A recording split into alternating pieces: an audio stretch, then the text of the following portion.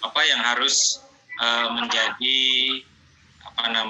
menjadi pijakan dasar sebelum kita melakukan penelitian. Yang pertama yang harus kita lakukan adalah mencari literatur, Pak. Itu hukumnya wajib, mencari literatur yang terkait dengan topik kita. Literatur itu pertama berfungsi apa? Memperlihatkan peta pengetahuan terkait topik kajian atau di mana posisi kita. Apakah kita mau mengembangkan penelitian yang sudah ada atau mau membantah penelitian yang sudah ada atau mau mendukung penelitian yang sudah ada. Jadi fungsi literatur pertama itu memperlihatkan peta pengetahuan kita. Itu satu. Yang kedua, literatur review itu menghindarkan kita dari plagiasi dengan membantu mendefinisikan posisi akademik tulisan. Beberapa kawan-kawan mahasiswa, Pak Asep Maskur, itu banyak sekali plagiasinya, Pak. Sementara di PTIQ itu maksimal plagiasi itu 30%. Nah, bagaimana cara solusinya bagaimana agar tidak 30%? Ini yang banyak sekali yang maaf gitu belum dipahami oleh mahasiswa Pak Toto. Sering beberapa kali ketika dulu kita tatap muka, kalau mengutip itu jangan dikutip langsung plak begitu, Pak. Apalagi kalau tulisannya online, tetapi diparafrase dengan menggunakan by your own word, dengan bahasa Bapak, maka dia terhindar dari plagiasi. Misalnya ada yang berbicara tentang pendidikan misalnya. Pendidikan adalah hasil dialektika antara individu dengan lingkungannya. Misalnya tertulis seperti itu. Lalu Bapak membuat definisi baru terkait dengan pendidikan tadi. Misalnya pendidikan adalah sebuah hasil atau pendidikan adalah dampak dari bertemunya antara pemikiran yang ada pada seseorang yang dikontekstualisasikan dengan lingkungannya. Itu kan sudah berbeda, Pak. Tetapi substansinya sama. Literasinya saja yang berbeda, narasinya saja yang berbeda, tetapi substansinya sama. Nah, ini yang menghindarkan kita dari plagiasi. Dan memang seharusnya seperti itulah membuat disertasi, Pak. Beda dengan kutipan langsung. Kalau kutipan langsung itu yang sama persis sehingga dia pakai tanda petik itu. Nah, itu yang banyak sekali yang maaf beberapa kawan-kawan mahasiswa belum istilahnya itu belum menggunakan cara seperti itu. Padahal seperti itulah harusnya membuat disertasi. Yang ketiga, literatur review itu menyediakan teori dan konsep yang dapat mempertajam analisis. Jadi Bapak misalnya mau bahas tentang apa? Bapak-bapak ini tafsir apa pendidikan ya? Tafsir pendidikan, Pak. Oh, pendidikan ya? Iya. Nah, sekarang begini.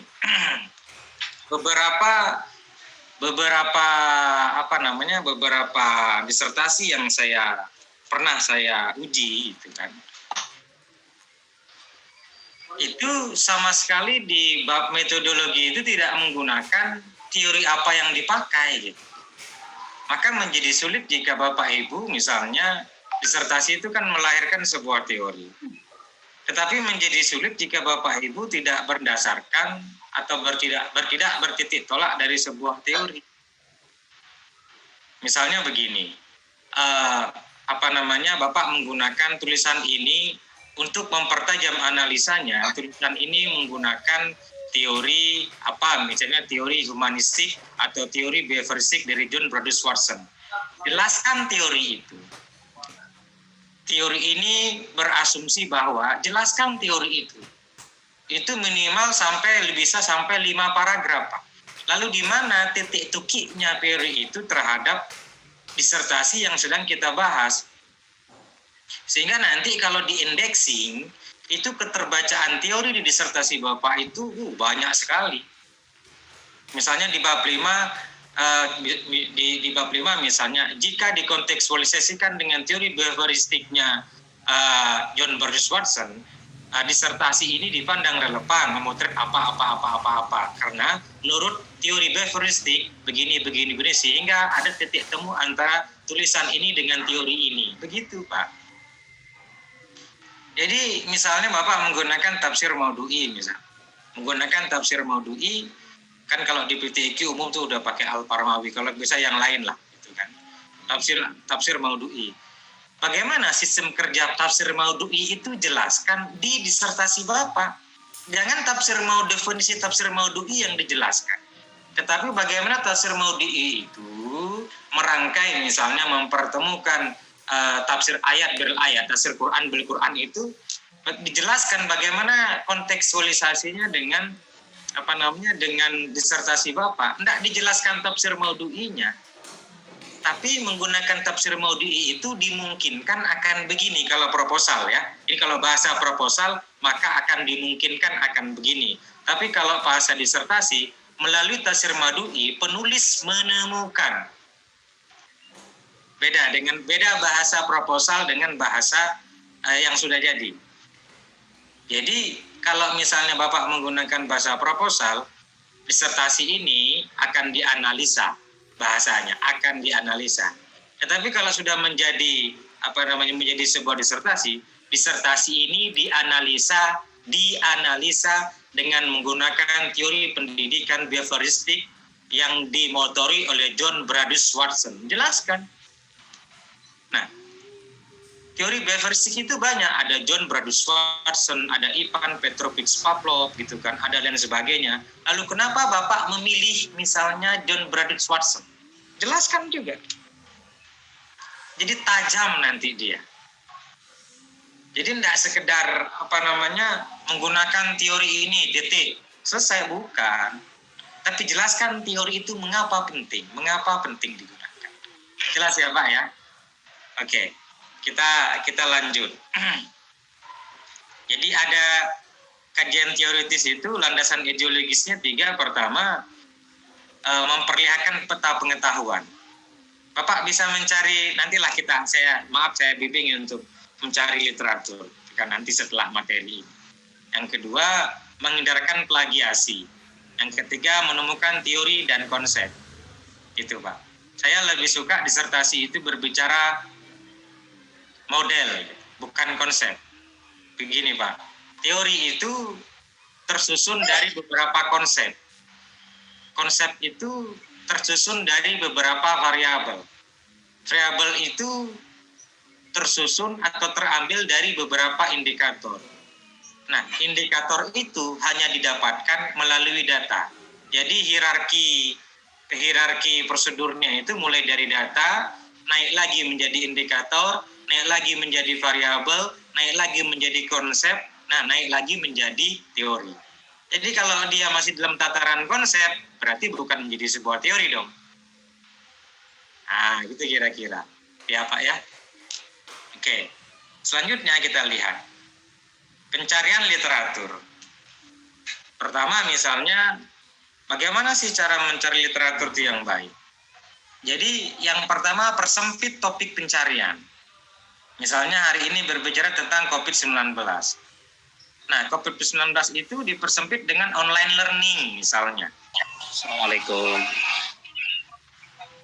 Jadi apa dampak dari COVID-19 itu apa? Misalnya ada online learning. Yang tadinya misalnya pembelajaran yang menggunakan teknologi itu ditolak. Hari ini teknologi menjadi satu kebutuhan primer.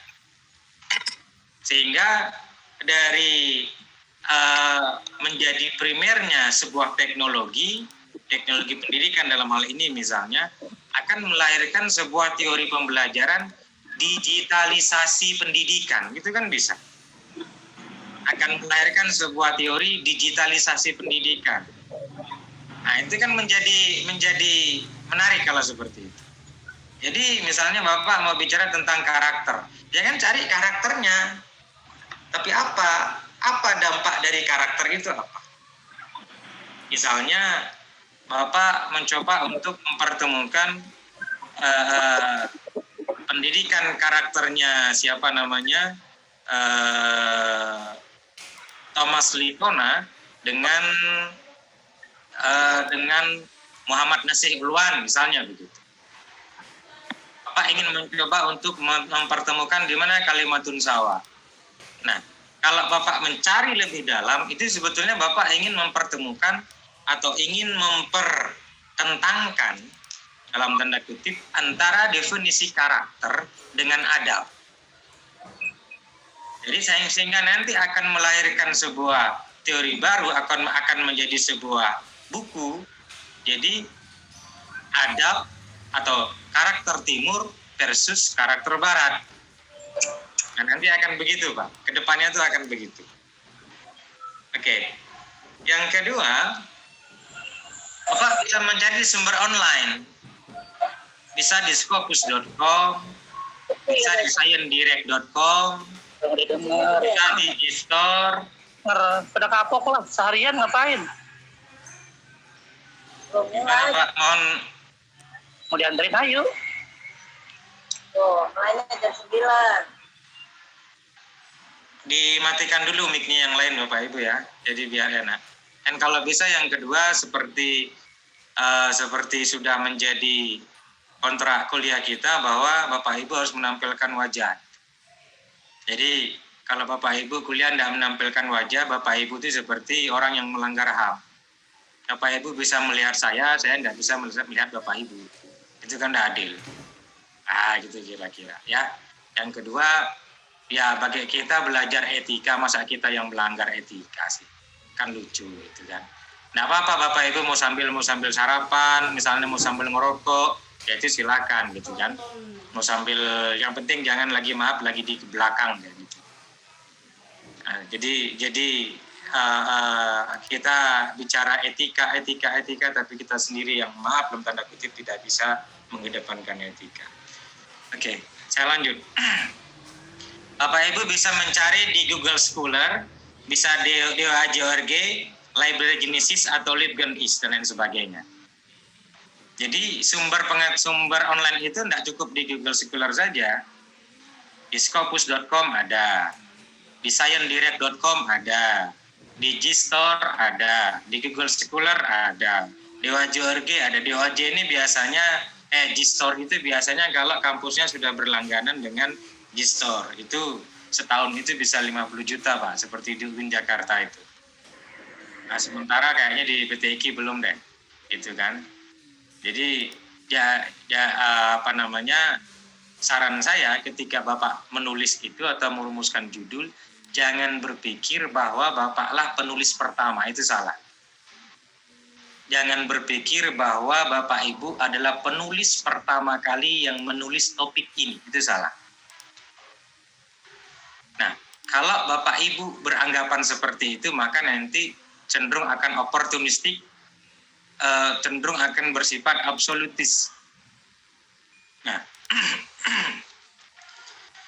penelitian yang baik adalah penelitian yang pernah diteliti oleh orang. Itu saya, Pak. Silakan dosen lain berkata tidak. Kenapa? Karena disitulah nanti Bapak mau mengembangkan penelitian yang ada, mau menolak penelitian yang ada, mau mendukung atau menganalisa penelitian yang ada. Kalau Bapak menemukan sesuatu yang baru, itu namanya discovery. Tidak cukup waktu setahun 2 tahun, Pak. Tidak cukup. Bapak ini meneliti. Bukan discovery. Research bukan discovery. Itu yang ini. Jadi kalau ada yang beranggapan bahwa saya harus menemukan ini sesuatu yang baru, gitu. Ya, sesuatu yang baru itu berangkat dari yang sudah ada, gitu loh. Bukan sesuatu yang baru itu berangkat dari yang tidak ada. Tidak cukup waktu Bapak, Pak. Tidak cukup. Jadi realistis, itu maksudnya. Realistis itu juga berkaitan dengan Bapak mampu dan tidak mampu merumuskan disertasi itu. Yang kedua, realistis juga dengan pendapatan kita atau keuangan kita, Pak. Jadi menulis itu seperti itu. Jadi saya ulang, jangan berpikir bahwa kita adalah penulis pertama, itu salah. Itu salah. Itu makanya kenapa disuruh mencari scopus.com, messenger.com, Gistore dan lain sebagainya itu sebagai pijakan tadi. Sebagai pijakan bahwa tulisan misalnya Pak Asep Maskur bicara tentang pendidikan karakter, sudah ribuan bahkan jutaan orang bicara pendidikan karakter. Lalu di mana karakter yang mau Bapak tawarkan, gitu loh. Di mana titik bedanya? Itu maksudnya. Oh, karakter berbasis Al-Quran sudah banyak, Pak. Sudah banyak, Pak. Lalu yang jarang itu apa? Nah, karakter yang dimulai dari unsur misalnya biologis. Itu jarang. Bahwa unsur biologis juga dapat mempengaruhi karakter yang terbentuk dari dalam diri anak. Kalau bapak dan ibunya seperti ini, maka anaknya begini. Nah, itu yang beda. Kalau apalagi misalnya, kalau bapaknya pada saat ibunya hamil, bapaknya begini, maka akan berdampak begini. Karena apa? Karena ada korelasi antara aktivitas orang tua yang hamil dengan berdenyutnya nadi anak yang ada dalam rahim. Nah, itu dibuktikan dengan pendekatan biologis misalnya. Itu menarik. Jadi tidak melulu dengan kita yang definisi integrasi keilmuan antara Al-Quran and Science ketemu gitu loh. Itu. Jadi antara Al-Quran and Science itu ketemu jadinya. Bukankah sumber ilmu itu dua, wahyu dan realitas alam? Itulah kira-kira. Oke. Yang ketiga, berstandar pada artikel jurnal bereputasi atau terakreditasi serta mengutip tulisan para giants. Maksudnya begini. Bapak kalau misalnya bicara pondok pesantren, yang Bapak kutip itu siapa? Zamak Saridovier, misalnya begitu. Dia tokohnya. Bapak misalnya mau mengutip tentang jaringan ulama, siapa yang Bapak kutip? Azumardi Azra, itu misalnya. Jadi penulis awal itu. Jadi misalnya Bapak kalau mau bicara misalnya tentang pendidikan multikulturalisme, siapa tokohnya? James Deng, misalnya begitu. Nah, Bapak misalnya mau mengutip tentang kedokteran, siapa yang Bapak kutip tulisannya siapa? Konun fiktif Ibnu Sina, misalnya. Nah, itu maksudnya para giants. Nah, haram hukumnya bagi penulisan disertasi, itu Bapak menulisnya begini. Menurut Azumardi Azra, sebagaimana dikutip oleh Saihu, menyatakan bahwa tidak boleh menggunakan rujukan sekunder dalam menulis. Itu banyak sekali. Itu kan. Menurut Sardi Mustafa, sebagaimana dikutip oleh Saihu, tidak boleh, Pak. Langsung ke Sardi Mustafa. Itu disertasi. Beda dengan skripsi. Itu. Nggak, mau apapun dia. Nah, yang kedua, jurnalnya itu paling lama 5 tahun terakhir, Pak. Begini. Kenapa sih saya menyarankan Bapak Ibu harus mengutip jurnal? Karena jurnal itu adalah hasil riset. Bisa jadi disertasi yang Bapak bikin itu sudah diteliti oleh orang lain. Itu hasil riset. Dan itu umurnya harus 5 tahun terakhir. Misalnya sekarang 2020. Maka yang paling tua itu tahun 2015. Di bawah itu saya sarankan tidak. Ada beberapa mahasiswa juga yang mengutip, yang menjadikan penelitian terdahulu yang relevan, itu kutipannya tesis. Tidak boleh, Pak. Kalau Bapak disertasi, tidak boleh yang dipakai penelitian terdahulu yang relevan adalah tesis. Apalagi skripsi. Tidak boleh. Loh, apakah itu ada? Pak, ada. Ada lagi yang lebih parah lagi, yang dirujuk adalah blogspot. Tidak boleh, Pak. Tidak boleh merujuk atau mengutip blogspot, WordPress, nggak boleh. Itu tidak otoritatif. Misalnya Pak Asep Maskur bisa aja bikin blogspot. Bikin blog misalnya. Bisa sekali kan. Lalu Pak Asep misalnya bicara tentang pendidikan. Apakah Pak Asep yang dikutip? Tidak. Siapa yang dikutip oleh Pak Asep? Itulah yang dikutip. Jadi tidak boleh ngutip blogspot. WordPress. Wa akhawatuha. Itu tidak boleh. Nah, jadi itu pencarian literatur. Kita lihat sekarang. Dari literatur yang ada itu, kita lihat jenis-jenis literatur itu ada yang tren isu tema. Uraiannya memetakan perkembangan isu atau tema yang sedang ditulis. Yang banyak dibicarakan itu apa? Apa bisa lihat di sana. Yang kedua, respon perdebatannya. Masalah yang banyak diperdebatkan itu apa dari waktu ke waktu. Itu. Yang ketiga, pendekatan, teori dan konsep-konsep apa yang telah digunakan. Itu Bapak bisa. Yang keempat, hasil kajian temuan. Nah, dari situ Bapak akan mengetahui atau bisa menemukan apa yang sudah diketahui dan apa yang belum diketahui. Nah, yang belum diketahui inilah yang Bapak tulis. Itu Pak. Yang belum diketahui inilah yang Bapak tulis. Makanya banyak-banyaklah Bapak baca literatur, baca jurnal atau buku. Baca literatur itu Pak, saya 40 jurnal atau 10 jurnal saya baca itu paling ya tidak nyampe setengah jam. Bukan baca semua Pak teorinya. Apa yang dibaca pertama abstrak. Karena di abstrak itu isinya kesimpulan, kemudian latar belakang penulisan, ketiga teori yang dipakai, keempat metode yang dipakai. Bapak sudah menemukan di abstrak itu.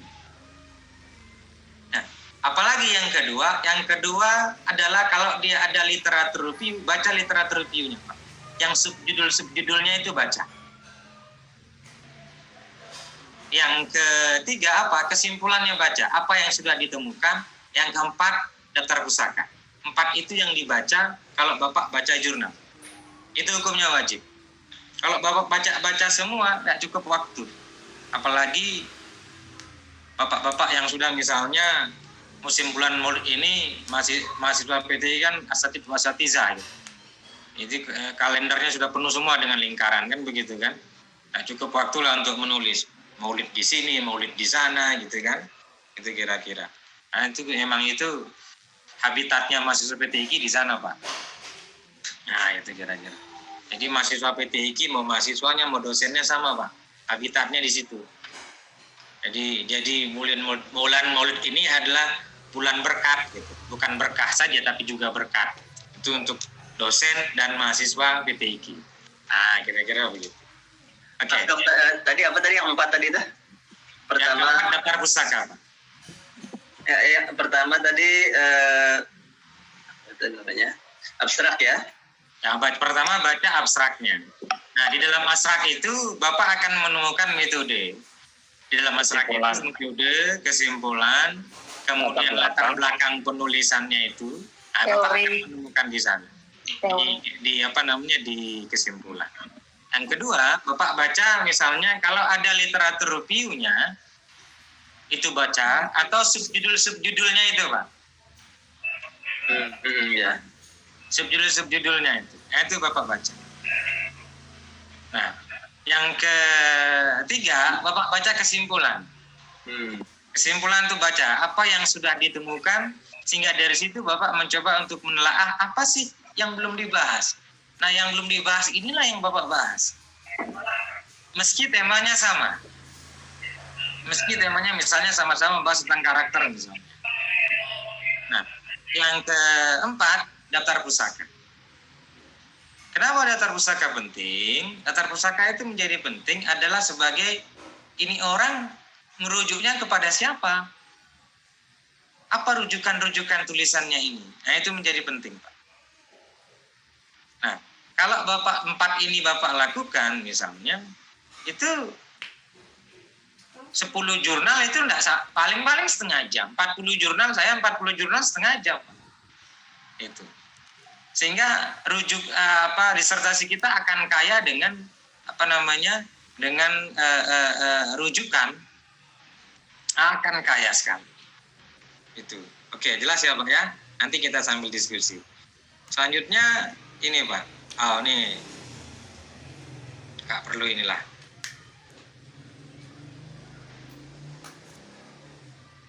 Oke. Nah, Bapak Ibu sudah membuat proposal apa belum Pak? Belum. Oke, belum. Ini secara praktis kita diskusi tentang proposal. Pertama, landasan ideologis latar belakang. Apa sih yang ada di latar belakang? Latar belakang itu bab 1, Pak ya. Bapak ini mau tulis bab 1.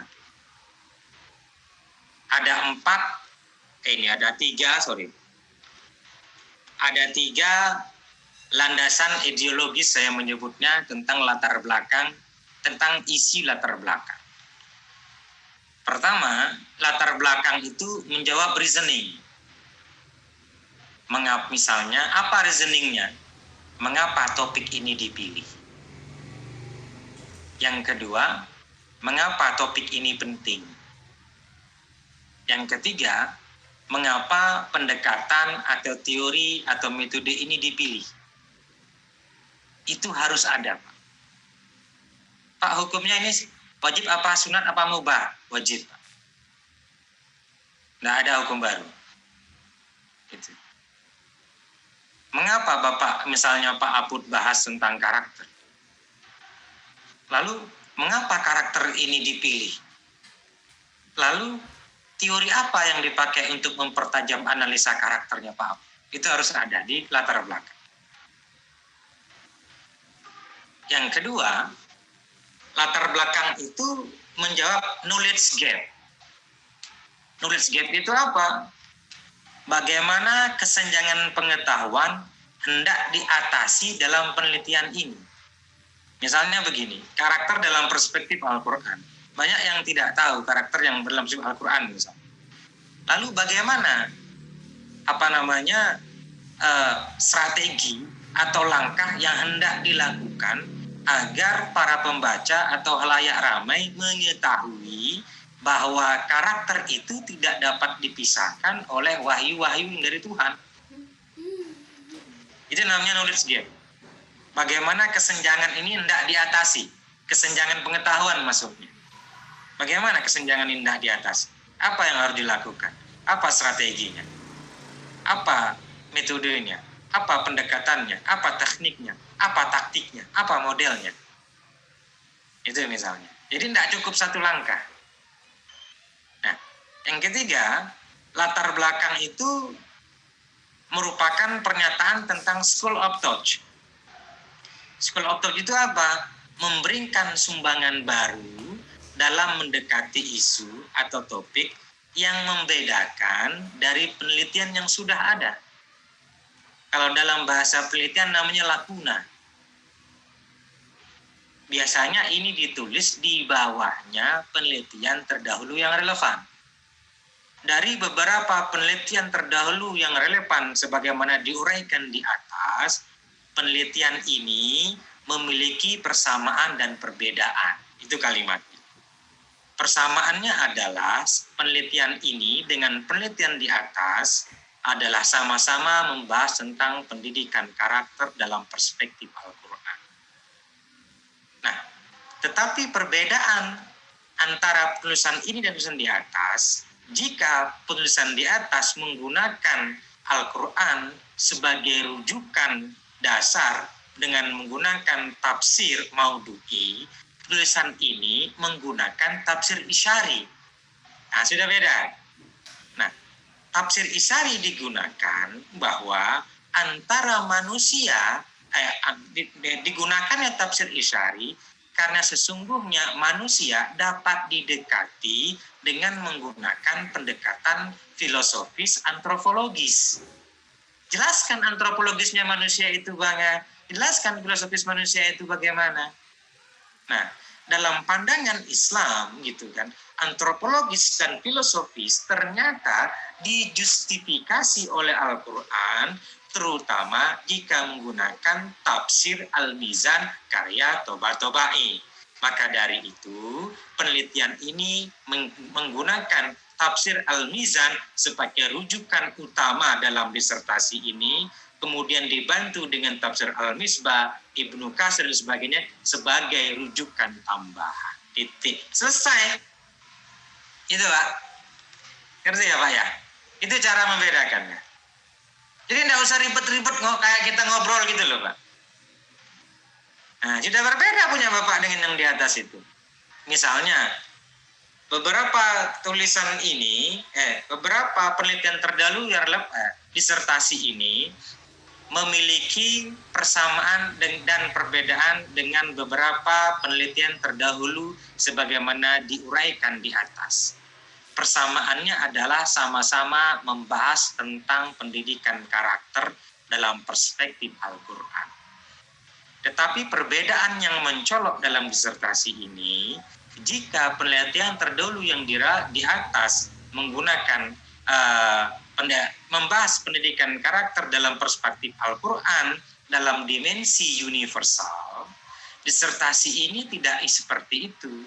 Disertasi ini mencari unsur-unsur atau komponen-komponen partikular dalam setiap individu atau psikologi manusia yang kemudian dipertemukan dengan unsur-unsur fisiologis manusia dan diteruskan. Jadi jelaskan di mana perbedaannya. Nah, itu namanya School of Thought. Bisa dimengerti ya, Bapak ya? Nah, itu namanya School of Thought. Yang kedua, penelitian terdahulu yang relevan itu tidak boleh Bapak mengambilnya dari tesis. Kalau disertasi. Apalagi dari skripsi. Lalu dari mana Pak? Dari jurnal atau dari buku yang ada. Saran saya yang lebih bagus jurnal internasional. Saran saya. Jurnal internasional. Dan saran saya yang lebih bagus, cari jurnal dosennya. Misalnya jurnalnya Bu Rian, misalnya. Cari yang internasional. Bu Rian itu baru punya satu kalau nggak salah. Cari internet, kuliti. Jadi sehingga nanti kalau Anda supaya dapat tanda tangannya lancar dengan Bu Rian, gitu kan, tulisan ini bermaksud mengembangkan tulisannya Bu Rian. Ya, kira-kira begitu. Lancar tanda tangan Bu Siti Mariam nanti. Ah, gitu. Jangan menolak, diajaknya berdebat nanti. Nah, itu misalnya. Itu misalnya. Nah, ada tulisannya Bu Rian itu di Scopus itu ada.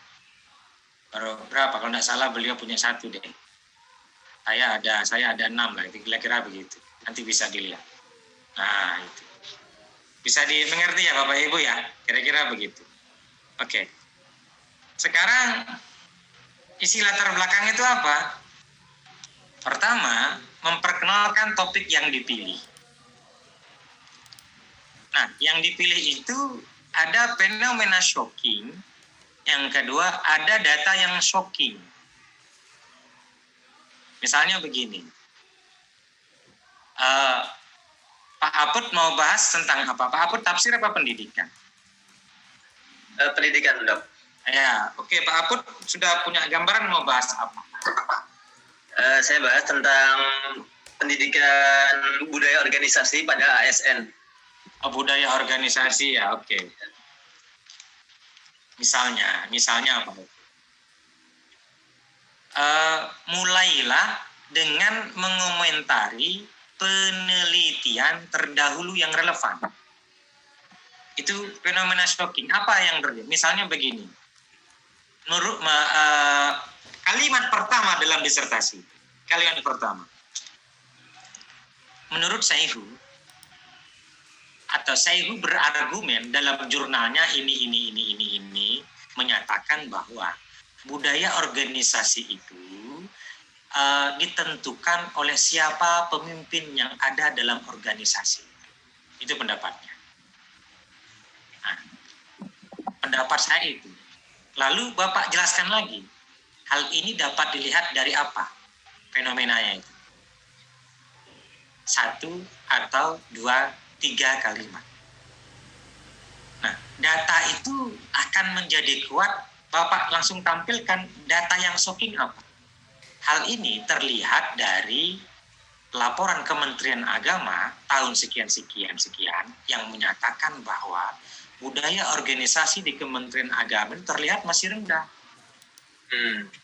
Ada rujukannya. Kalau dia masih rendah, itu misalnya kan.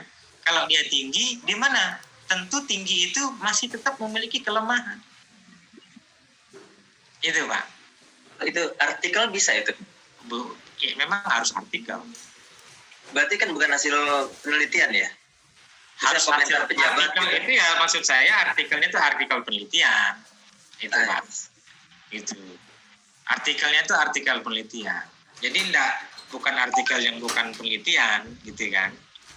Misalnya CIHU dalam jurnalnya ini berpendapat bahwa budaya organisasi di lembaga pendidikan di bawah naungan Kementerian Agama tidak sebagus budaya organisasi pendidikan di bawah naungan Kementerian Pendidikan Nasional. Oh iya. Itu misalnya. Itu kan data saya Pak.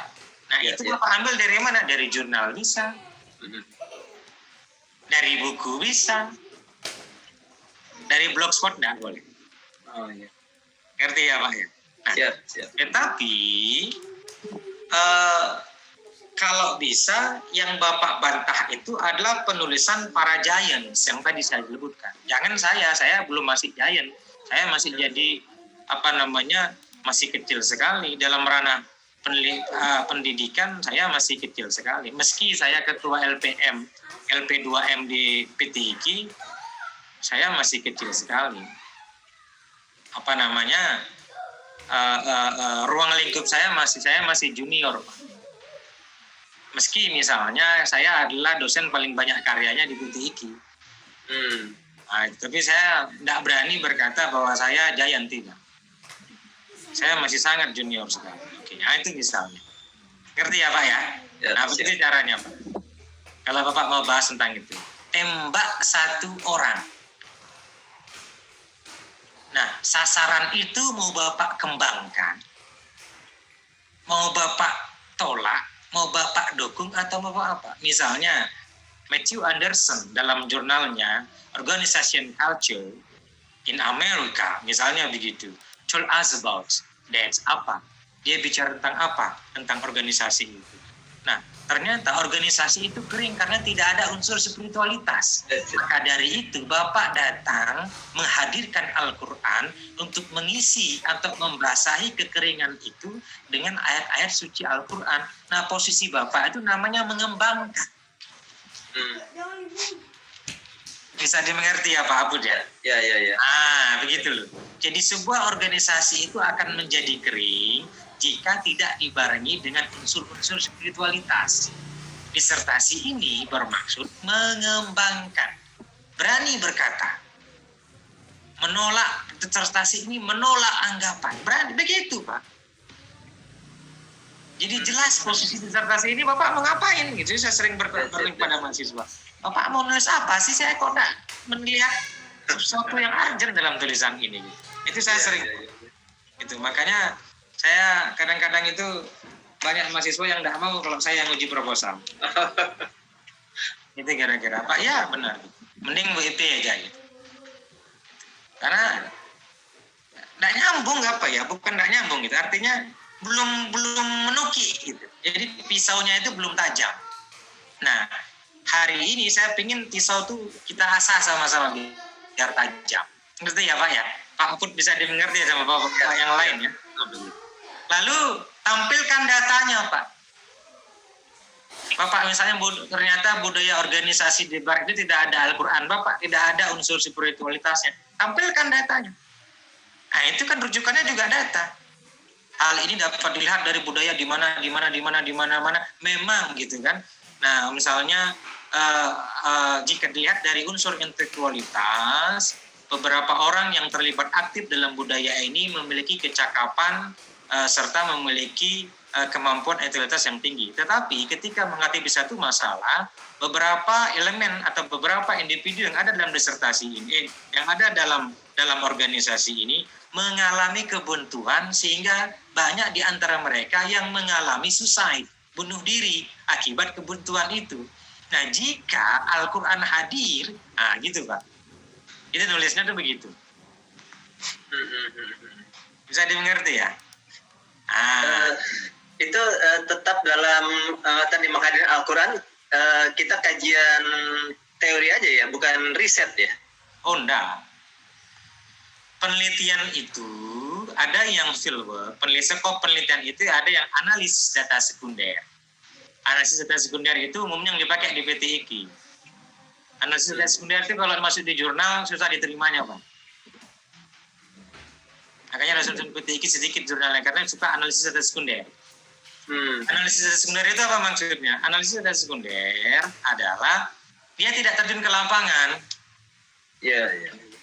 Atau dalam bahasa sederhananya library research. Gitu. Itu library research itu kan analisis data sekunder. Tidak terjun ke lapangan. Tetapi yang menarik adalah jika penelitian itu yang fieldwork. Bapak menemukan dan langsung berbicara langsung kepada informan. Apa yang dia rasakan jika Al-Quran tidak hadir dalam dirinya? Apa yang dia rasakan jika unsur-unsur spiritualitas itu tidak melekat pada dirinya? Hari ini orang, Pak, hari ini di era kontemporer ini adalah era kebangkitan agama-agama, di mana orang memiliki kecenderungan beragama yang tinggi, tetapi sangat disayangkan memiliki kecenderungan belajar agama yang rendah, sehingga banyak yang belajar secara instan. Itu Pak. Ini fenomena hari ini. Nah, akan menjadi menarik jika Bapak langsung turun ke lapangan, berhadapan dengan realitas. Inilah yang disebut dengan menggunakan disertasinya menggunakan pendekatan fenomenologis. Fenomenologis di dalamnya itu ada beberapa pendekatan. Kalau bicara fenomena, Bapak pertama akan bicara teologi. Pasti. Bicara fenomena, Bapak akan berbicara antropologi.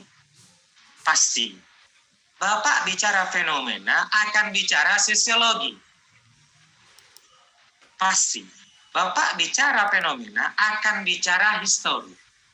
Jadi pendekatan fenomenologis itu di dalamnya ada teologis, ada historis, ada antropologis, ada sosiologis.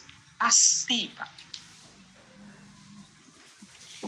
Kalau hanya menggunakan pendekatan teologis saja, nah itu Bapak tidak ketemu unsur sosiologis.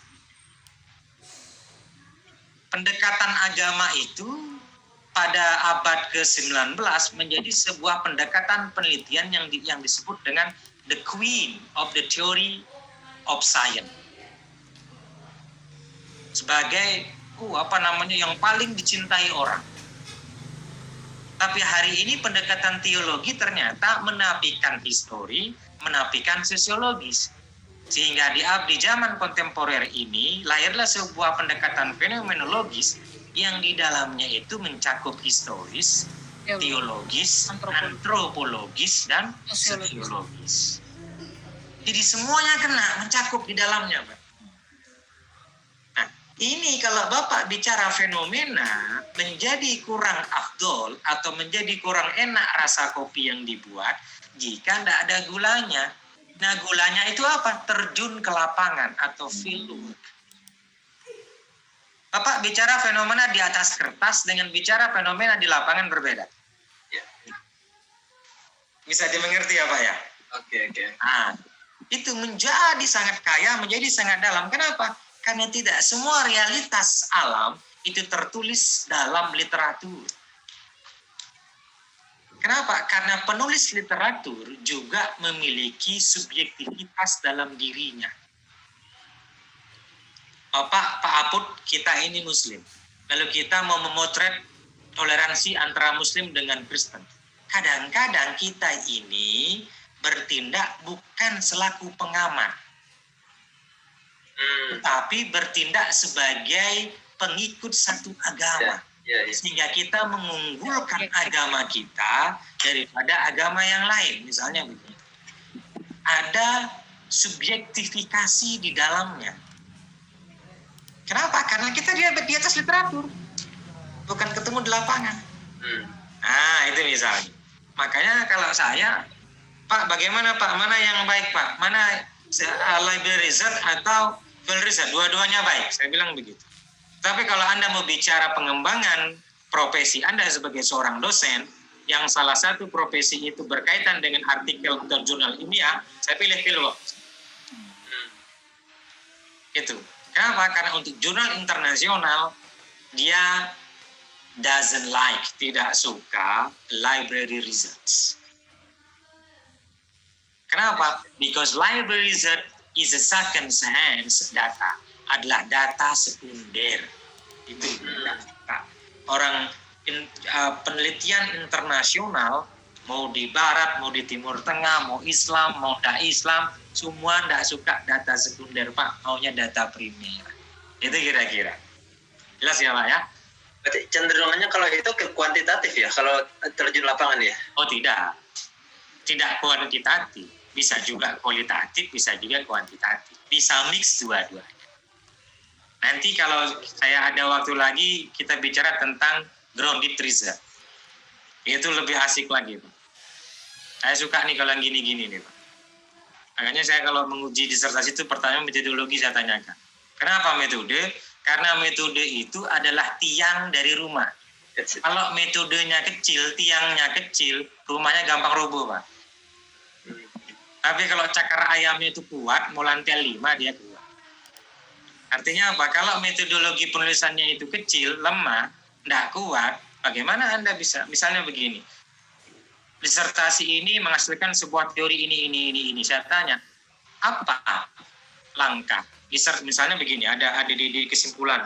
Dari uraian beberapa bab sebelumnya, disertasi ini menyimpulkan bahwa, atau membuktikan bahwa, internalisasi Al-Quran dalam budaya organisasi dapat mengoptimalkan aspek kecerdasan spiritualitas individu yang ada dalam organisasi. Titik. Itu teorinya. Teori Bapak adalah yang terbangun adalah pengkawinan antara individu dengan spiritualitas. Pertanyaan saya berikutnya, Pak, apa langkah yang Bapak lakukan untuk mendapatkan teori ini? Satu. Yang kedua, metode apa yang Bapak gunakan sehingga terlahirlah teori ini? Oh, saya menggunakan metode maudu'i. Oh, tidak seperti itu. Tidak cukup seperti itu. Tidak cukup seperti itu. Dijelaskan dulu. Pertama, saya menggunakan pendekatan ini. Coba jelaskan. Dengan menggunakan pendekatan ini begini. Lalu pendekatan ini sifatnya masih universal. Saya turunkan menjadi strategi. Strategi yang saya gunakan begini. Lalu strategi ini masih bersifat plan, rencana. Saya turunkan menjadi metode. Saya gunakan metode ini karena metode adalah implementasi dari strategi. Lalu metode ini tidak mengarah atau tidak menukik kepada pembahasan, maka saya gunakan teknik ini. Begini. Lalu teknik ini juga berkaitan dengan style dari aktor pendidikan yang dalam sebuah aktor yang ada dalam sebuah organisasi itu. Maka teknik ini dibarengi dengan taktik ini. Begini sehingga melahirkan model ini. Nah, model inilah yang melahirkan sebuah teori ini, begitu, Pak. Jadi kerangkanya itu jelas. Kira-kira begitu ya, Pak ya? Siap. Tidak sedangkal itu. Yang kedua, itu baru satu. Isi latar belakang itu apa? Background information tentang topik yang mau ditulis. Alasan mengapa topik ini penting. Tadi yang sudah. Yang ketiga, apa yang sudah diketahui. Isu aspek yang sudah direspon, pendekatan apa yang digunakan, asal jawab. Apa yang sudah diketahui, Bapak bisa lihat. Bapak sampaikan di sana juga. Misalnya di Pak Apur bicara budaya organisasi, Bapak sebutkan. Apa yang sudah diketahui, oh ternyata di Barat itu, misalnya budaya organisasi lebih mengedepankan kepada aspek intelektual dan aspek emosional. Di sini terlihat bahwa adanya keterlibatan aktif antar individu yang dalam sebuah organisasi. Salah satu contoh misalnya apa? Sebutkan. Adanya aktivitas keterbukaan atau apa Bapak sebutkan. Tetapi ini dipandang masih belum sempurna. Nah lagi begitu terus Pak. Jadi menulis itu ada dialektika. Itu kira-kira Pak. Oke. Yang ketiga, apa yang belum diketahui pengetahuan? Nah itu Pak. Ternyata jika, itu jelaskan. Lalu di situ masuklah ayat tentang misalnya fitrah manusia. Lalu di situ masuklah ayat tentang wa'tasimu bihablillahi jami'a. Lalu di situ masuklah ayat tentang iqra' bismi rabbikal ladzi khalaq. Lalu di situ masuklah ayat tentang misalnya apa. Gitu Pak. Oke. Yang keenam, tujuan tulisan. Secara khusus apa yang ingin Bapak lakukan? Yang ingin dilakukan untuk mampu mengisi kekurangan dan menyumbangkan pengetahuan baru. Di metode itu begini. Tulisan ini menggunakan atau tulisan ini bersifat atau tulisan ini menggunakan pendekatan kualitatif yang membahas tentang pendidikan karakter, yang ingin membahas tentang budaya organisasi dalam sebuah lembaga pendidikan. Itu misalnya. Secara spesifik, jelaskan. Apa yang mau dibahas? Secara spesifik, tulisan ini mengkaji apa? Faktor psikologis lah, faktor sosiologis lah, faktor teologis lah, atau faktor apa? Nah, itu namanya. Yang dimaksud begitu. Yang ketujuh, argumen. Apa hipotesis Bapak? Atau jawaban sementara dari pertanyaan-pertanyaan tadi. Maka jika Al-Quran ditawarkan sebagai sebuah solusi, dimungkinkan akan begini. Hal ini akan dikaji pada bab-bab setelah ini. Selesai. Itu Pak. Jelas ya Pak ya? Gitu kalau nulis itu. Kita lihat misalnya. Bapak Ibu sudah punya proposal apa belum ini? Belum. Sebagian belum. Sebagian belum. sudah. Sebagian belum, sebagian sudah ya? Kebanyakan belum, Pak. Belum ya? Kebanyakan belum. Baru Tapi, proses ini pengajian dulu. materi saya bisa dipahami tidak Pak? Kalau belum, Sangat bisa insya Allah. sangat Bisa dipahami dan kelihatannya semangat untuk menulis disertasi. iya, mudah Pak. Nanti Iya, lah justru. kita. Iya. Mudah. Mantap, Satoto mantap. Banyak mendapat masukan ini untuk senjata ini. Menulis itu sangat mudah Bu. Ya Allah, gampang. Gampang sekali. Maaf ya. Saya Bu, tahun 2019 itu berapa ya? Ada 32 jurnal yang saya tulis. 2019. 2020 ya? 2020 ini bulan November, hari ini akan keluar 1, 2, 3, 4, 7 di bulan Desember. Ini yang lalu udah 20 Ada ya? 7 yang akan keluar. Itu di 2021 April itu internasional Q1, Juni internasional Q3. Nah itu kira-kira. Jadi menulisnya kapan? Menulisnya saya ya, maaf ya Pak ya. Ya bukan saya rajin, tidak. Saya jam 3 bangun Pak. Itu saya nulis Pak. Karena kalau nulisnya malam itu saya digangguin anak, apalagi digangguin istri, tidak bisa nolak Pak. Jadi jam 3 itu insya Allah tidak ada yang ganggu. Kalau anak bisa kita kasih game gitu Pak. Tapi kalau istri tidak mau dia kasih game. Nah itu yang kadang-kadang Pak Asep, waduh susah. Menghindarinya susah gitu kan. Karena mengiyakan gangguannya itu adalah ibadah, kan susah. Nah itu yang kadang-kadang ini Pak. Apa? Bisa aja. Pas Ustaz. makan. Materinya Pak Prapto itu. Iya itu. Jadi, kalau kita nggak mau diganggu, malah kita nggak dapat pahala Pak Parto. Siap. Nah, itu. Mantap. Makanya saya menulisnya jam 3 itu Pak Asep. Inspiratif. Banget itu Pak Pratu. Ya, maaf ya Ibu Sri Mariam ya. Maaf Bu Sri Mariam. Jadi itu yang saya lakukan Bu. Kalau enggak begitu ya Allah, terganggu Bu, terganggu. Kalau gangguan anak itu gampang Bu. Gangguan gampang sekali. Gampang sekali. Gangguan istri ini yang Udah Pak, jangan diperpanjang, ada yang masih belum balik Pak. Oh, ada yang belum nikah ya? Ya, oke. Kita lanjut ya. Kita lanjut lah ya, oke.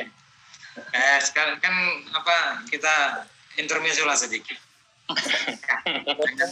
Kasihan Pak Rofimin. Jangan sering sedikit. Pak Dokter. Pak Mustafa katanya mau nambah lagi gitu ya. Ada istri lagi depan ini. Oke, kita lanjut bab 1. Pertama begini Pak. Buat narasi deskriptif berdasarkan pada fakta sosial tentang penting dan menariknya tema yang akan dikaji secara umum. Itu satu isinya. Yang kedua, pernyataan bahwa tema itu penting dan menarik harus didukung oleh ahli di bidangnya. Maka wajib menghadirkan ahli di bidangnya sebagai rujukan. Yang ketiga, upayakan kutipan dari sumber-sumber asli yang ditulis para ahli tersebut dan hindari terjemahan kecuali terpaksa karena tidak ada sumber lain. Yang keempat, ungkap pula kondisi terkini tentang tema yang dikaji di belahan dunia lain, di negara maju, negara berkembang, atau negara yang tidak berkembang. Bagian ini bisa 5 sampai 10 halaman. Itu saya langsung teknis Pak. Dari mulai 5 sampai 10 halaman. Jadi isinya itu apa? 4 ini Pak.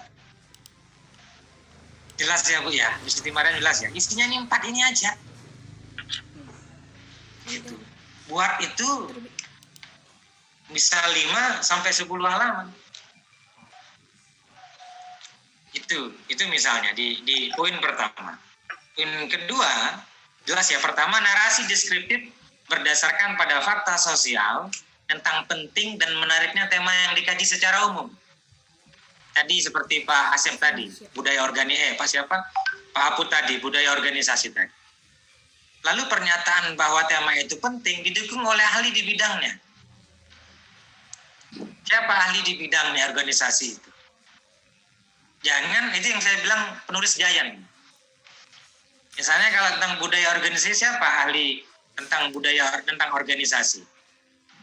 Atau manajemen misalnya dalam konteks Indonesia Mulyasa misalnya. Profesor Dr. Mulyasa misalnya. Atau misalnya Josh Terry misalnya kalau yang tokoh manajemen internasional dunia. Itu misalnya. Atau tafsir, misalnya tafsir Isyari siapa tokohnya?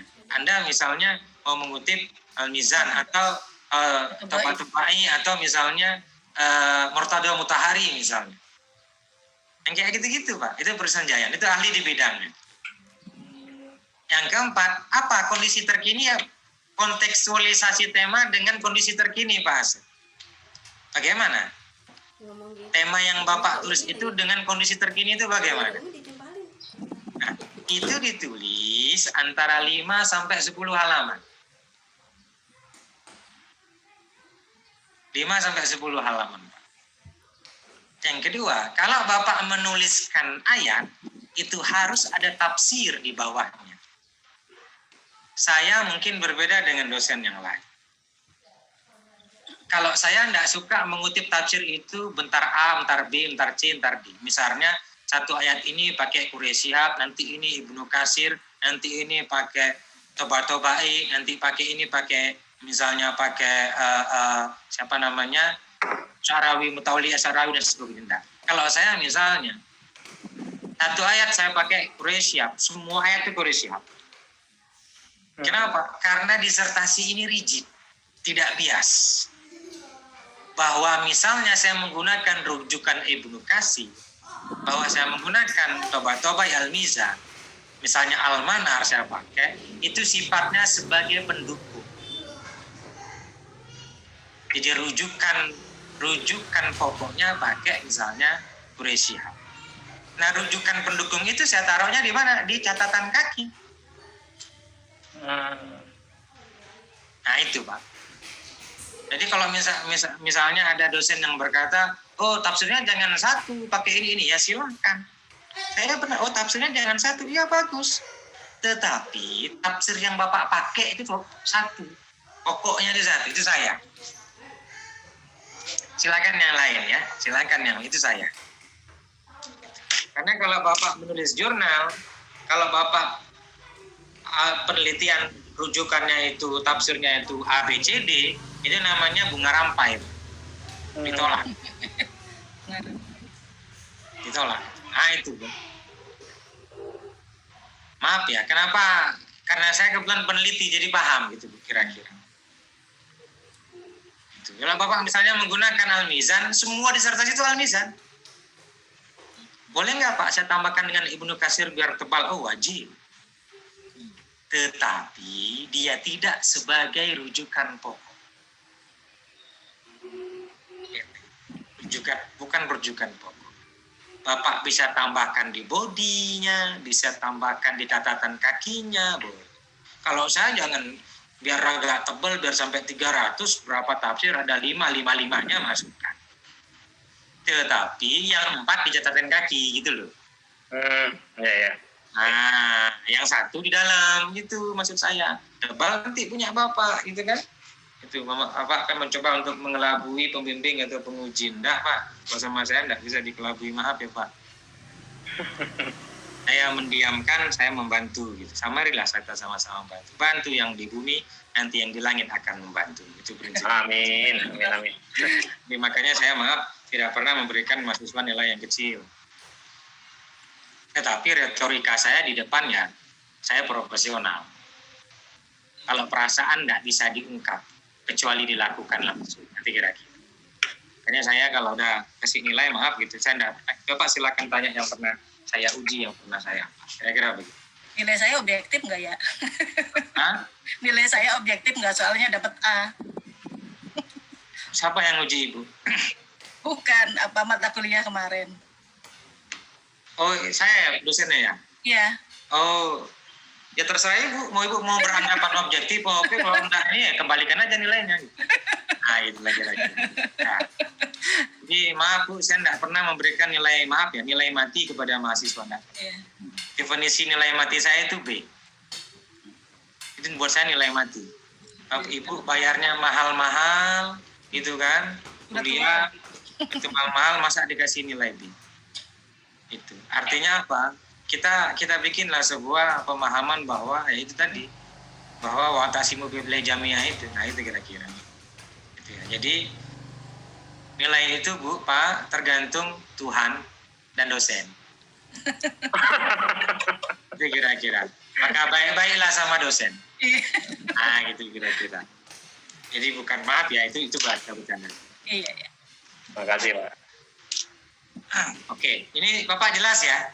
Nah, selanjutnya, poin selanjutnya, narasi berikutnya tentang tema yang dikaji dalam konteks Indonesia berikut para ahlinya. Konteks Indonesia itu bagaimana? Buat narasi tentang tema secara lebih khusus. Upayakan kutipan asli sama, 5-6 halaman.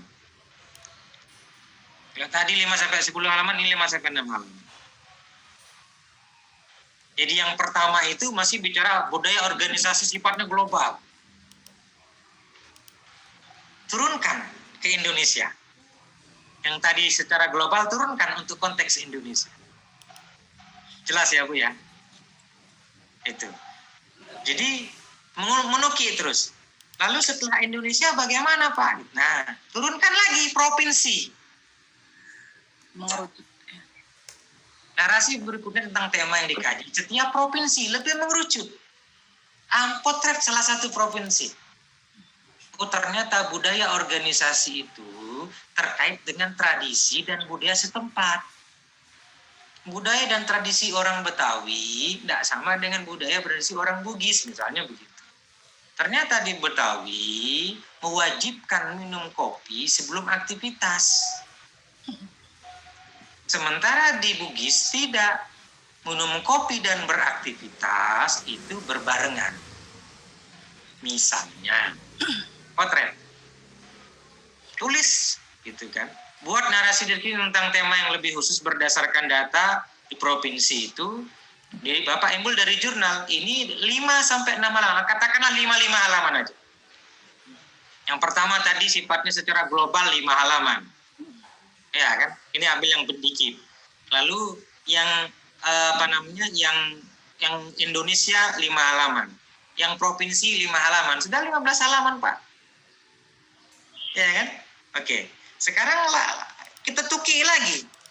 Nah, narasi berikutnya, buat dan tentukan variabel-variabel yang mempengaruhi tema kajian secara umum dan secara khusus. Buat narasi tentang variabel yang didukung oleh penelitian terdahulu, itu misalnya variabel yang pengkajian penelitian terdahulu. Yang ketiga, dengan melihat kerangka pemikiran terdahulu, dengan melihat kerangka pemikiran terdahulu, diketahui bahwa variabel-variabel yang mempengaruhi atau mengasumsikan nilai si A, maka narasi berikutnya adalah tentang si A. Misalnya tadi siapa tadi? Pak Apud misalnya, budaya organisasi ternyata miskin spiritual, maka yang dibahas spiritual saja. Itu misalnya. Ini dibuat di berapa? Ya 5 halaman lagi, sudah 20 halaman Pak. Jadi tidak sulit gitu loh. Saya ulang, tadi sifatnya global. Pertama, sifatnya mendunia, turunkan Indonesia, turunkan provinsi, masing-masing 5 halaman, berarti ada 15 halaman. Lalu variabel yang tergali apa? Oh ternyata budaya organisasi itu miskin dimensi spiritual. Nah, berikutnya, tema berikutnya bahas spiritual. 5 halaman lagi, sudah 20 halaman, Bu. Enak kan, Pak? Sudah 20 halaman. Itu misalnya. Pertumbuhan perkembangan cipta kreasi tentang si A dilengkapi dengan beberapa pertanyaan umum dibuat kira-kira 5-6 halaman. Sudah 20 halaman. Jadi tidak sulit. Selanjutnya misalnya pendahuluan narasi berikutnya tentang variabel yang dipilih itu sama 5-6 halaman lagi, dilengkapi dengan tabel-tabel kalau Bapak mau bikin tabel. Akhiri bagian ini dengan pernyataan yang mengandung fenomena dari tema atau kajian masalah penelitian sebagai pengantar subjudul berikutnya. Bagian ini ditulis 5 halaman juga, berarti sudah ada 25 halaman, Bu. Jadi, ada beberapa pertanyaan-pertanyaan umum di latar belakang itu yang dia tidak menjadi rumusan masalah. Misalnya, kenapa tema ini penting? Kenapa misalnya saya di Bali, misalnya Bali menjadi rujukan utama dalam toleransi? Karena 1, tuliskan. Datanya ada, rujukannya ada. 2, tuliskan. Ada rujukannya, ada datanya. 3, tuliskan. Sama, ada referensi terkait. Jadi ngomongnya tidak imajiner, tidak mengawang-awang. Jelas ya Bu ya? Bu Siti Maryam paham ya? Jadi tidak sulit kan Bu? Seperti inilah menulis. Makanya saya agak bingung kalau Anda Pak, saya bingung menulis jurnal, menulis proposal ini Pak gitu. Itu misalnya. Jadi seperti ini langkahnya, sistematikanya seperti ini. Oke, kita lanjut Pak, sebelum ada pertanyaan ya. Oke. Permasalahan di PTIQ, permasalahan itu dibagi 3. Pertama ada identifikasi masalah, yang kedua batasan masalah, yang ketiga rumusan masalah. Identifikasi masalah meliputi apa? Apa saja yang sudah diketahui. Apa yang sudah diketahui? Seperti isu aspek yang sudah direspon, fenomena shocking, data shocking, dari latar belakang itu apa yang sudah diketahui. Itu misalnya. Gitu kan. Dari latar belakang ini bahwa pertama, budaya organisasi yang miskin spiritualitas mengakibatkan apa? Sebutkan. Nggak usah banyak-banyak latar belakang identifikasi, ada sampai 9, 10, aduh banyak sekali, 4 aja cukup. Itu. Pertama, fenomena yang shocking apa? Isinya. Kedua, data yang shocking apa? Ketiga, knowledge gap. Yang belum kesenjangannya apa? Keempat, variabel. 4 itu aja Pak isinya. Keempat variabel ini, yang keempat inilah yang akan nanti berkaitan erat dengan kesimpulan Bapak. Misalnya, belum ditemukannya atau masih kurangnya pemahaman tentang integrasi agama dan budaya di sebuah organisasi. Itu misalnya variabel Bapak. Jadi isinya itu pertama fenomena yang shocking, yang kedua data yang shocking, yang ketiga knowledge gap, yang keempat variabel. Sehingga tidak mengawang-awang buat identifikasi masalah itu. Tidak ada narasi dalam narasi. Tidak ada pengulangan identifikasi. Banyak sekali Bapak mengulang identifikasi dengan narasi yang berbeda, padahal substansinya sama. Jelas ya Pak ya? Ibu Bapak bisa dipahami Pak Sardi Mustafa? Insya Allah. Begitu Pak. Pak Daryanto Esar bisa ya? Shocking ini maksudnya apa? Yang up to date. Shocking itu kan kaget Pak, data yang mengejutkan gitu maksudnya. Fenomena baru. Data yang mengejutkan, data yang mengejutkan. Gitu maksudnya. Definisi mengejutkan itu yang kekinian, maksud saya begitu. Jangan pakai data yang 2000, jangan pakai data yang 1981. Misalnya begitu. Itu Pak Abud ya, bisa dimengerti ya. Data yang bagaimana? Data yang 5 tahun terakhir. Itu maksud saya. Itu definisi shocking. Bisa dipahami ya? Oke. Yang kedua, pembatasan masalah. Isinya apa? Pertama, fokus penelitian. Yang kedua, kalau Bapak fieldwork atau studi kasus, tempat penelitian. Yang ketiga apa? Waktu penelitian. Itu batasan masalah Pak. Karena fenomena yang ada di Jawa Timur tentu tidak sama dengan fenomena yang ada di Bandung, Jawa Barat. Itu beda. Jadi penelitian itu menukik tajam gitu. Nah, berdasarkan identifikasi masalah di atas, itu bunyi kalimatnya. Pembahasan penelitian ini dibatasi agar lebih spesifik, terarah, dan mendalam, meliputi apa? Ngerti ya Pak ya? Fokus penelitian itu kalimatnya berdasarkan identifikasi masalah di atas atau berdasarkan identifikasi sebagaimana telah diuraikan di atas, pembahasan penelitian ini dibatasi agar lebih spesifik, terarah dan mendalam, meliputi apa? Hilangnya dimensi spiritual dalam budaya organisasi. Titik, misalnya begitu. Selesai. Cuman segitu Pak. Itulah yang disebut dengan variabel tadi. Jelas ya Pak ya? Oke. Lalu rumusan masalahnya bagaimana? Rumusan masalah yang harus dinyatakan dalam bentuk kalimat-kalimat yang menggambarkan secara jelas serta tema yang diteliti. Maka begini, ini bahasa saya. Pak Ibu boleh lain, boleh tidak, tergantung pengujinya, tergantung pembimbingnya. Berdasarkan uraian yang dikemukakan dalam latar belakang di atas, diketahui bahwa apa? Diketahui bahwa banyak organisasi atau banyak budaya atau banyak individu-individu yang bergelut dalam organisasi ternyata tidak diimbangi dengan aspek spiritual. Nah, ini terjadi umumnya di Eropa. Jika dibandingkan dengan sejumlah negara di dunia, apa yang terjadi? Itu Pak, itu jadi menarik kalimatnya. Demikian juga dengan kondisi pada masing-masing provinsi di Indonesia menunjukkan apa? Tadi yang Bapak tuliskan di latar belakang itu, sementara tingkat perbandingan tema yang jadi cenderung bagaimana? Apa? Nah, dari permasalahan di atas dimunculkanlah pertanyaan sebagai berikut. Ngerti ya Pak ya? Ngerti Pak Apun? Dari mana Bapak dapat data ini? Bapak dapatkan dari latar belakang tadi. Ngerti ya Bu Siti Maryam ya? Ngerti Pak, insya Allah. Nah, begitu Pak. Jadi menarik dia. Kalimatnya itu berdasarkan latar belakang, maka rumus sebenarnya sebagai berikut. Tidak seperti itu. Itu tidak beda dengan anak S1 Bu. Saya ulang.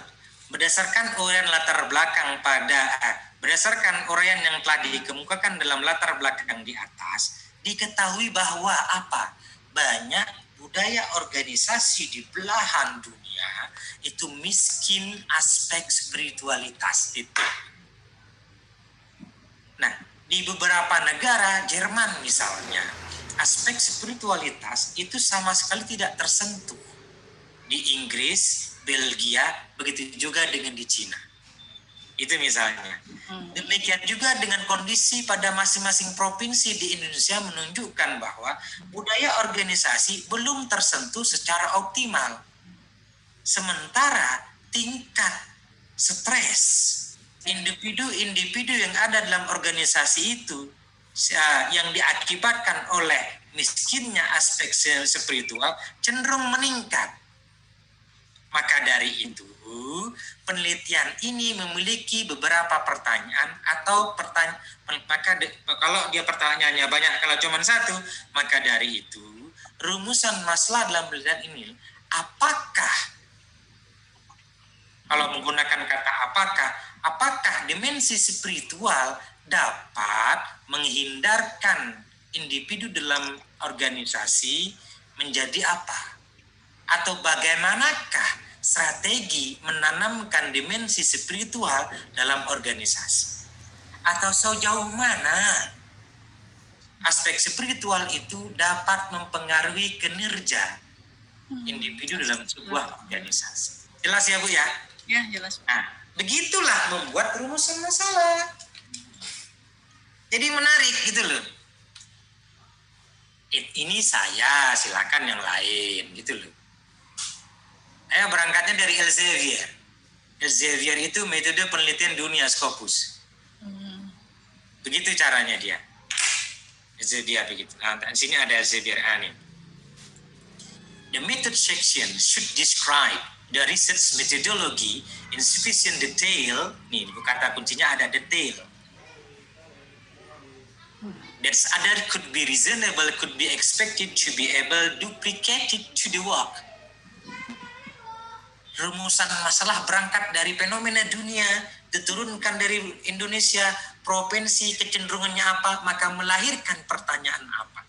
Kalau begitu Bapak Ibu mau daftar jurnal dimanapun, ya itu the door is open. Itu Bu. Ya. Ya maaf, sekali maaf, bukan bermaksud teriak. Kenapa jurnal saya gampang diterima di mana-mana. Ya, Pak. Itu Bu ya, bisa dimengerti ya. Insya Allah. Jadi ya begitu bikinnya Pak. Nggak usah mengawang-awang. Aduh bagaimana cara bikinnya ya. Aduh bagaimana, kayak orang kesandung aja ya Pak. Nah itu misalnya. Nah gitu. Oke. Lalu ini babnya. Lalu kita ke ini. Tujuan penelitian. Buatlah kalimat yang diturunkan dari rumusan masalah seperti sesuai dengan masalah penelitian di atas. Penelitian ini bermaksud untuk apa? Isinya apa yang ingin dilakukan untuk mengisi kekurangan atau menyumbangkan pengetahuan baru atau pemecahan baru, pemecahan masalah baru, dan seterusnya. Intinya, tujuan penelitian ini adalah untuk menjawab dan memecahkan masalah dalam penelitian seperti dalam kalimat menganalisis apa, mengevaluasi apa, merekonseptualisasi apa, mendeskripsikan apa. Jadi tujuan penelitian untuk ini, yang kedua untuk ini, ketiga untuk ini, keempat untuk ini. Tidak menarik kalimatnya. Tujuan penelitian ini adalah sebagai berikut. 1. Menganalisis apa. 2. Mengevaluasi apa. 3, merekonseptualisasi apa? Budaya organisasi tadi. 4, mendeskripsikan aspek spiritual tadi. Jadi jangan untuk, Pak. Bisa dimengerti ya? Kan Bapak Ibu kan untuk ini, 3 untuk ini, 4 untuk ini, 4. Nah itu dia kenapa orang-orang tidak suka kalau saya menguji proposal. Nah, itu padahal saya ingin menyajikan ini, kira-kira begitu. Kalau sama Pak Seo mending pas di WIP aja. Gitu. Jangan pas proposal. Malu gitu. Enggak. Saya sama-sama, mari ayo sama-sama. Jadi isinya kalimatnya itu ini Pak. Aput ya. Pak Yanto ya. Nah, itu kira-kira. Siap, Saya Pak. Pak Yanto ya. Siap. Nah, Pak Sardi, Bu Siti Mariam, itu menganalisis. Kenapa saya tambahkan merekonseptualisasi? Karena Bapak akan melahirkan sebuah new model of theory. Disertasi itu melahirkan teori, Bu. Kalau tesis menggunakan teori. Tesis itu mempertahankan teori. Benar atau tidak melalui uji verifikatif. Kalau skripsi menggunakan teori. Saya ulang, skripsi menggunakan teori. Tesis mempertahankan teori, disertasi melahirkan sebuah teori. Maka bahasa tujuannya merekonseptualisasi. Lalu konseptualisasi itu diapakan? Selanjutnya dideskripsikan. Saya kira jelas ini ya. Itu. Ya, ya. Nanti kita diskusi kalau tidak jelas, masih ada waktu. Oke. Itu tujuan penelitian. Berikutnya, manfaat penelitian. Nah, manfaat penelitian, buatlah kalimat yang diturunkan dari tujuan penelitian secara umum. Kegunaan atau manfaat penelitian ini dibagi 2, begitu kalimatnya. Secara umum, kegunaan atau manfaat penelitian ini dibagi 2, yaitu kegunaan atau manfaat teoritis dan manfaat praktis. Itu kalimatnya, Bu. Ini saya langsung kalimatnya saya bikin-bikinkan supaya enak lah gitu, enggak capek-capek. Nanti materinya saya kirim kepada ketua kelas. Itu ya biar enak dikutip dan enak dicontek-contek. Hidup itu mencontek, Bu. Ini mencontek itu Kopassus. Iya. Kopassus itu copy, paste, ubah sedikit.